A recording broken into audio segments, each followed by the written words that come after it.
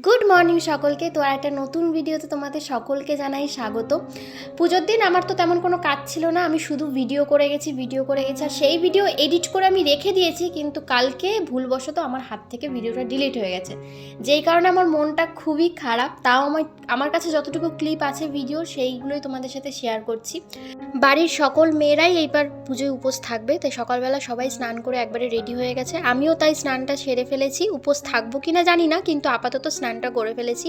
আর আজকে রান্নার দায়িত্ব ছিল মামা রান্না করেছিল আলু ভাজা, ডাল আর ভাত। যেহেতু বাচ্চারা আছে, ওরা খাবে, তার সাথে সাথে ছেলেরাও আছে, তো সেই কারণে রান্নাটা হয়েছিল। এখন কুলো সাজানো কমপ্লিট, এখন সবাই যাবে মা গঙ্গাকে নিমন্ত্রণ করতে। কালকেই যাওয়ার কথা ছিল, কিন্তু কালকে কাজের চাপে সবাই ভুলে গেছিলো। আমি আপাতত রেডি হয়ে গেছি, আর এখন আমি যাব আবার বাজার থেকে মিষ্টি নিয়েছি, আর যেগুলো টুকিটাকি জিনিস লাগতো সেগুলো নিয়েছি। পুজোর 1-2 দিন আগে থেকে যেহেতু বাইরের কাজগুলো সেরে রেখেছিলাম, তাই পুজোর দিন চাপটা সবারই একটু কম ছিল। যেহেতু আমাদের বাড়ির মেয়ের সংখ্যা অনেকটাই বেশি, সেই কারণে আমাদের এই বাড়ির কাজে বেশি সমস্যা হয় না। সবাই আমরা হাত মিলিয়ে কাজ করি, যে কারণে কাজটা তাড়াতাড়ি হয়ে যায়।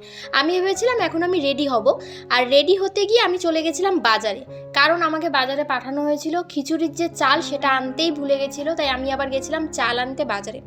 আর বাড়িতে এসে দেখি সবাই রেডি হয়ে গেছে, শুধু আমি বাদে। তার আগে তোমাদের সাথে শেয়ার করলাম যে মন্দিরটা খুব সুন্দরভাবে মা আর মামা মিলে সাজিয়েছে, আর এদিকে আমাদের রান্নাও কমপ্লিট, তাই আমি বেশি দেরি না করে রেডি হয়ে গেছি।